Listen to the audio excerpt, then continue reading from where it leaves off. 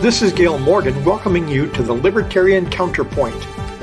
Now, your host, James Just. And thank you for joining me today. With me is Richard Fields in the middle and John Cameron down at the other end. Gentlemen, a survey came out that said crimes against Asians declined in 2020. And yet, here we've been having this narrative that, hate crimes against Asians have increased. Now, maybe the crimes that the media are showing us have increased. Maybe in places like San Francisco and LA, crime is increasing in general, and so more crimes will be going against Asians, and they want to promote that, I suppose. But this data isn't backing up the narrative. Again, what do you guys have to say about that? Well, I'm not surprised that the data disagrees with the narrative. That seems to be a common nowadays with our fear-mongering, slanted, pick and choose media. And I actually have personal knowledge. I talked to a lot of people who are Asians. My dentist, and was talking about, I'm hearing all this stuff about, Asians being, targeted and hated and all the rest of that because of the virus. As Epoch Times call it the CCCP virus, but everybody else calls it COVID. And she said, I'm not seeing any of that. And I said, I'm not seeing any of it either. But then again, I'm not Asian. And, I do a lot of my writing from coffee houses where there's, lots of Asian medical students. And, there's a big Asian population in Sacramento, as you well know, James Just. And I'm not hearing it from anybody. So, and that's a small sample size, but I'm not shocked at all about the survey because, the survey has revealed in the past some pretty powerful numbers that go against some of the narratives of the mainstream media. And I'm not shocked at all by this being the case. I mean, as far as violent crime against Asians, probably not a problem. But there is a crime against Asians which is totally celebrated by the liberal side of the media, and that is the crime of excluding talented, smart Asians from colleges, universities, including the University of California, because they're too smart and they're overrepresented because they're too smart. This is a function of the fact, it's not that Asians are smarter than Caucasians necessarily, it's the fact that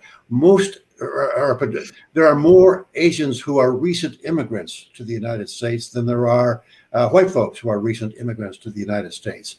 And there's a natural selection process that controls who immigrates. It's not the people who are lazy and non-industrious that immigrate. It's the people who are industrious, people who are risk takers, people who are smart enough to figure out there's a better place to be. Those are the people who immigrate, and those are the people who, number one, we are trying to prevent from immigrating, much to our own bad outcome. They are also the people who, once they get here, once they brave boats to get out of Vietnam or brave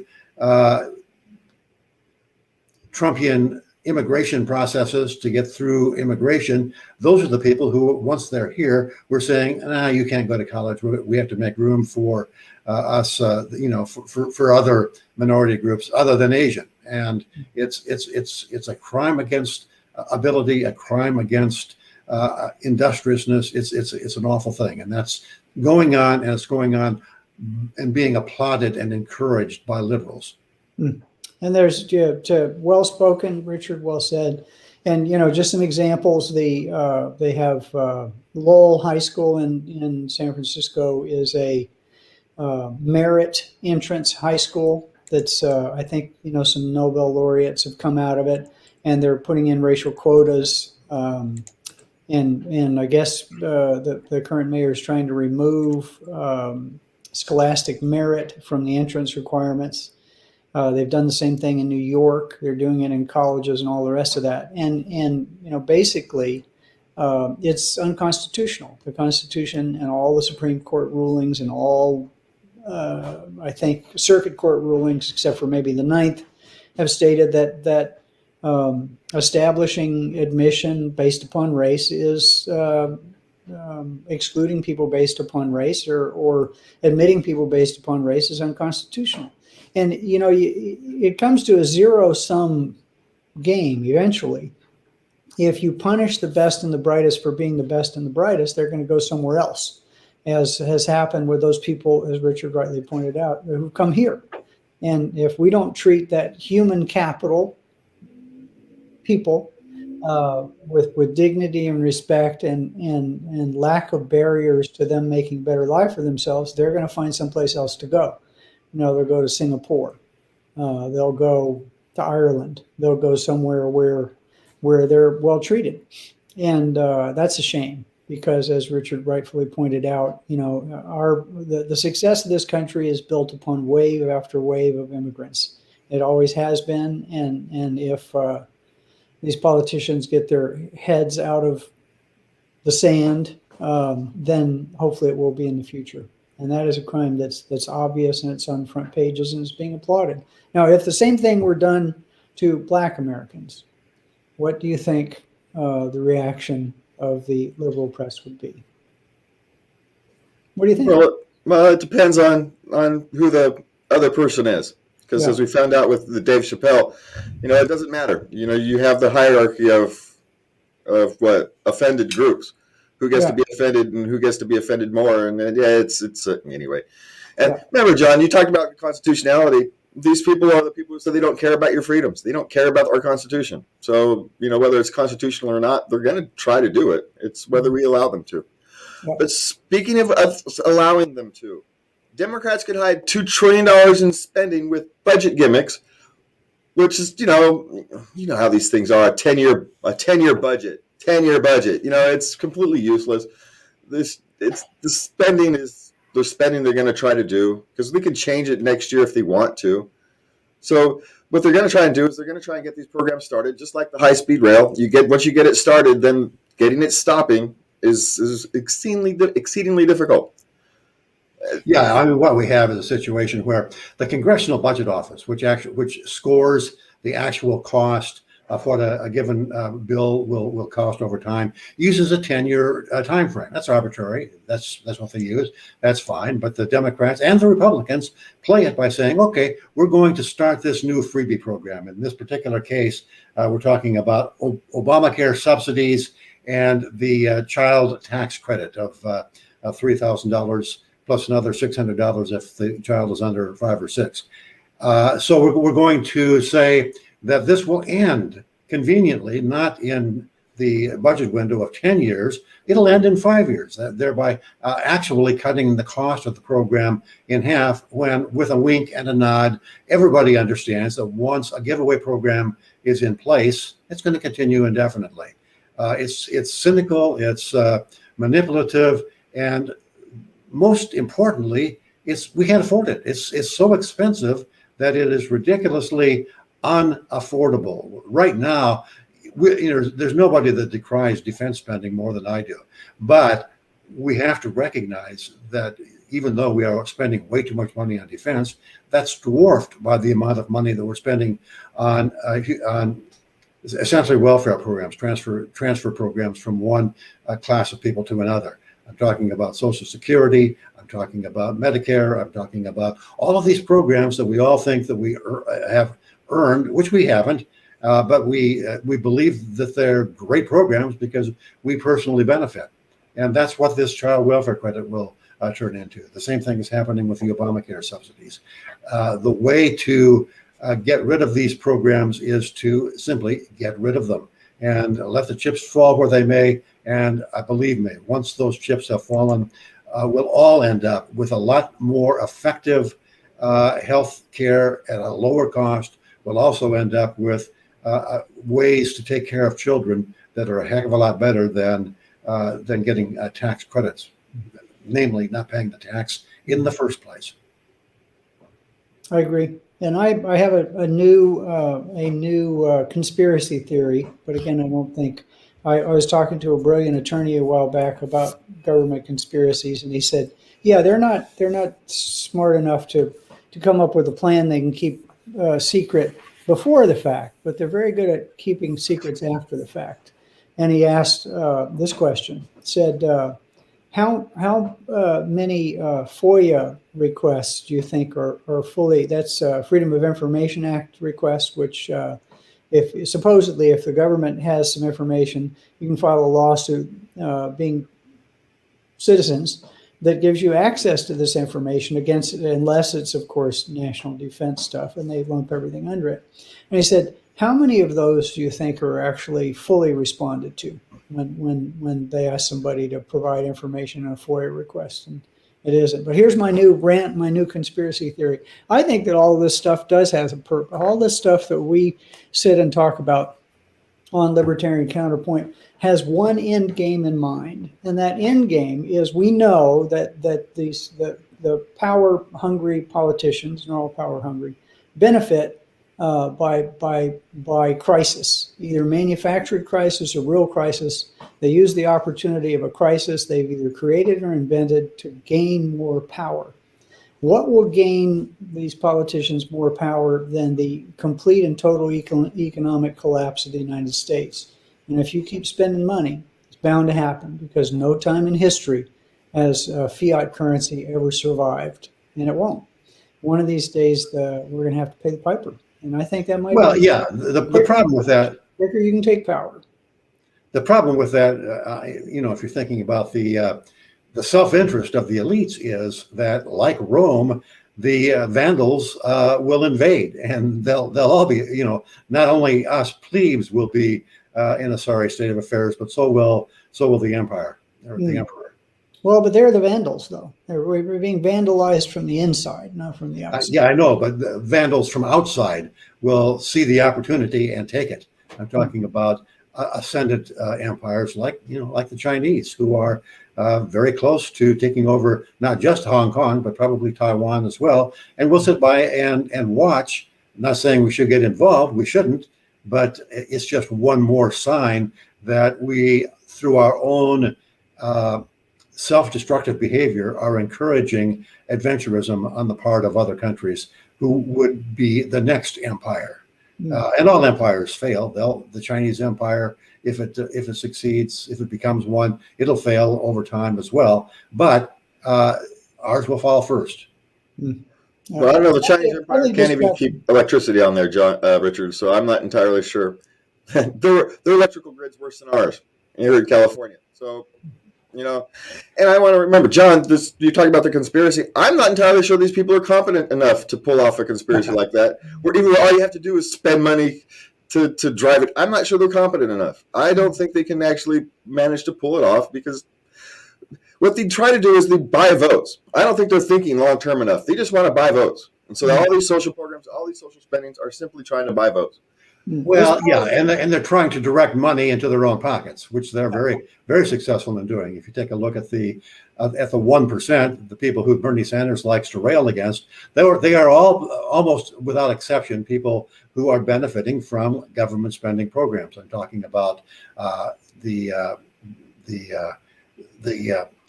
subsidies and bailouts that the large banks get whenever they overextend themselves making bad loans. I'm talking about the protection from competition that Facebook is asking for and will probably get simply by kowtowing to the censorship requirements the government wants to put in place.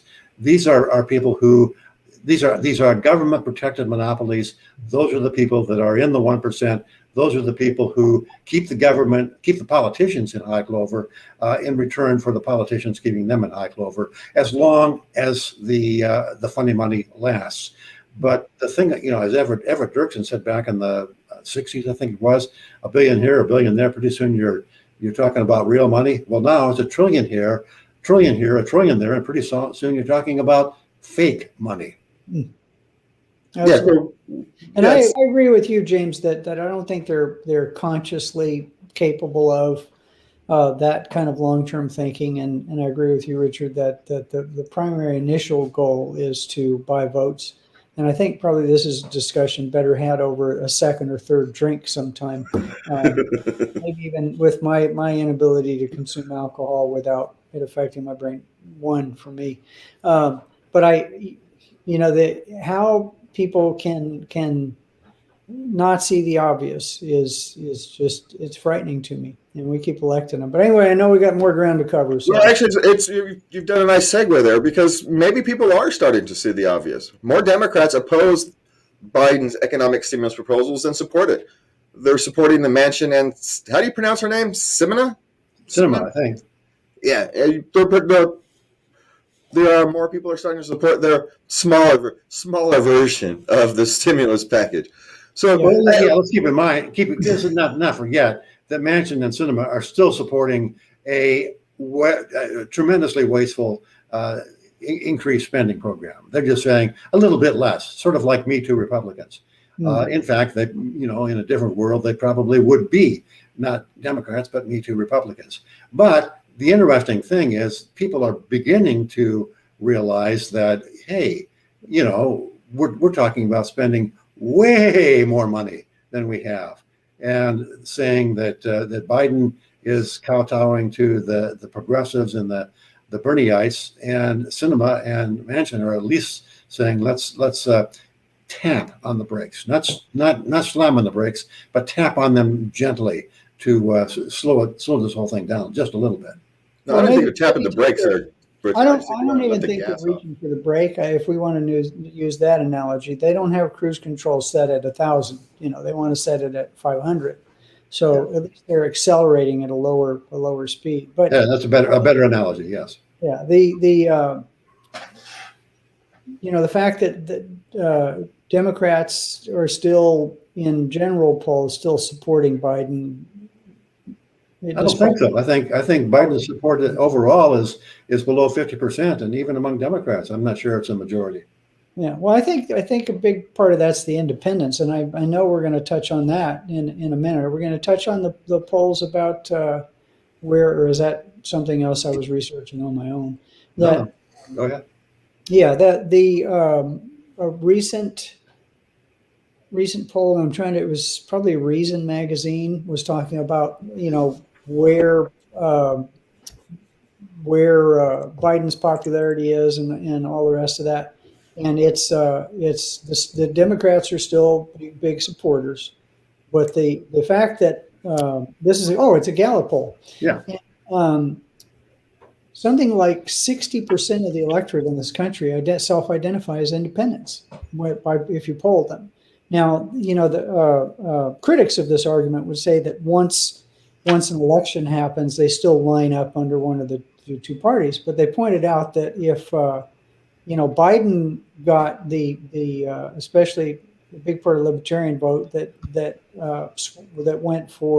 didn't go for Johnson, that went for Trump the first time, he didn't get it the second time. And the independents supported Trump in 2016, but they voted against him in droves in 2020 and voted for Biden. But now his approval rating among people who self-identify through polling as independents was at 61% at the election. Now they say it's dropped 27 percentage points down to 30-something% support by the 60% of the populace that self-identifies as independent. So I would look at it another way. He has less than half of the support by people that is 60% of the populace than he did when he was elected. So people are starting to realize that the emperor has no clothes, and that you call him Weekend at Bernie's president, Richard. I like that. He doesn't know what he's doing. That he's supporting programs that can't possibly work, and just good old boy politics over and over again. And so those people that got him elected are very mad at him right now, and they're mad at the other people that are spending money hand over fist. So the midterms could be very interesting. Yeah, the only problem with the whole political system that we have, and the fact that Biden is showing up poorly in the polls, is this: we still have effectively have a duopoly, Republicans and Democrats, and the Republicans have been taken over by the Trumpistas until somebody comes along to show me otherwise. Trump controls the narrative when it comes to the Republicans, even though he's been deplatformed for the most part from from Twitter and from the rest of social media.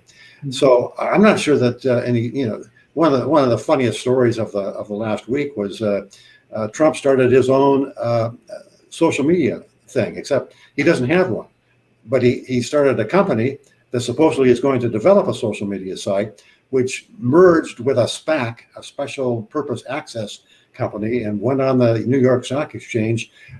No product, no service, no nothing, and went up 900% in the first couple of days. So, I mean, that's Republicans eating the Kool-Aid or drinking the Kool-Aid, and I'm not sure. I mean, there might be a switch to Republican control of the House and the Senate in 2022, but become 2024. If Trump is still the candidate, look out below. Nothing good is going to happen. I mean, Trump versus Harris or Biden, if he's still alive. I hate to think of how ugly that election and the results of that election would be. No, I'm not saying that the Republicans are a better alternative, especially Trump Republicans. If they were Goldwater Republicans, I'd be all for it.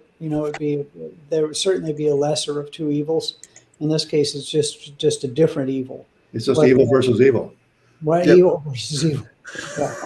Well, we can actually explain this drop in support by essentially one number. Federal debt has surpassed $175,000 per household.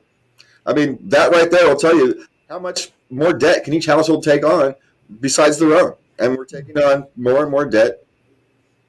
While at the same time, we have Washington Post columnist Micheline Maynard saying, empty shelves, just get used to it and quit your whining. Sit down, shut up, and deal with your empty shelves. Go stand in your bread lines. It's not just the Washington Post. The press secretary, the federal, United States government press secretary said essentially the same thing. Oh, you're not going to get your treadmill on time? Tough noogies. We're looking at an administration that is, to say the very least, out of touch with the suffering that is being imposed on the American people by the lockdowns over the last 2 years. And the lockdowns are bipartisan, not tripartisan. The Libertarians have been in opposition from the get. We were talking about the damage the lockdowns would do in the spring of 2020. I mean, way ahead of the curve. We knew that we would end up with monstrous economic problems, and the supply chains shut down. The fact that boats are anchored outside of Los Angeles and tearing up their anchors are tearing up oil pipelines, and truckers are not available to drive the trucks. Food service workers are not available to cook and serve the food. Nobody is available to drive the food, to deliver the food, or to deliver Amazon packages. All of these supply chain problems are a total entirely the result, not of the pandemic, but of the lockdown and the government spending and Federal Reserve monetary printing, so designed to ease the pain of the lockdown. So if people are sitting home getting thousands of dollars in welfare benefits, unemployment compensation or bumps and so forth and so on, why should they go to work at a crummy job? I wouldn't. And that's, the politicians sowed the whirlwind. We the people are reaping the whirlwind, and the politicians are saying, put on a mask and buck up. Yeah, I remember the last president that asked people to lower their expectations. His name was Jimmy Carter, and talked about a belief future, and the fact that we'd have to suck it up and just do with less and be patient, and that's just the way the world works. He was a one-term president who got tossed out on his ear very quickly. When the American people might be stupid enough to elect these people, just because they hope for better, and that this guy will be not as bad as the last guy. But once this guy proves to be not only as bad, maybe worse in many ways than the last guy, but ask them to accept the lot that he's imposed on them, they're going to throw him out on his ear. And so this is not a political strategy or political tactics it's not going to hold. You can't tell people to accept something when Richard pointed out, quite frankly, that what's the term, panicdemic, that it's not the virus that's causing these problems, it's the government programs to combat the virus that's causing these problems. And everybody's realizing it, except for the people who are still drinking the Kool-Aid. Yeah, sorry, John. They've clamped down on the economy. They've clamped down on deliberately broke the supply chains, and now they're going to say, you're going to have to sit back and just manage your expectations. Now, I'm actually someone who actually agrees we should probably better properly manage our expectations. But being able to buy your treadmill, or in my case, go to the store and buy food. There's a grocery store 4 blocks down the street from me that's supposed to open, that's delayed its opening till January sometime because they can't get enough stuff to fill the shelves. And so there's a problem. But this is all kind of deliberate, accidentally on purpose, broke the supply chain. And now they're going to pretend that it's somehow, it's capitalism's fault. It's the free market's fault that the supply chain is broken. Or what is it? Biden said he negotiated with the ports to keep them open 24 hours. No, he negotiated with the unions who were keeping the port not open 24 hours. It wasn't the port who wanted to stay closed. It was the unions who were keeping the port closed. This is it's just so frustrating that people don't see that all this underneath. And speaking of the port closures, on his CNN town hall, Biden had to be reminded that there are 2 ports off Southern California. The one he couldn't seem to remember was Long Beach, but the host very conveniently and very considerately told him that, Long Beach. Oh yeah, Long Beach. Mm-hmm. We have a weekend at Bernie's president. There's no question about that. And if it wasn't so amusing, it would be scary, or maybe it's the other way around. Yeah, well, no, I have a problem with we don't have much time. In the past, I've always thought that it's best to have incompetent people in government because they do less damage. But now we're giving incompetent people almost infinite power, and they're doing horrible damage. So I think that I wish on any election it says none of the above. Leave the chair empty. Leave the chair empty. That should be our new slogan for the next election. We don't need a freaking president. We certainly don't need an imperial president. We do not need people to guide us. Just get out of our way and let us do what we need to do. The only problem with that is then you leave the bureaucracy in charge, and that's it. And that's even worse than a president, is having the bureaucracy in charge. But we are controlled by time, and we are out of time. So I want to thank John and Richards for being here. I want to thank you all for watching us, and from Team Counterpoint, please remember to love everybody.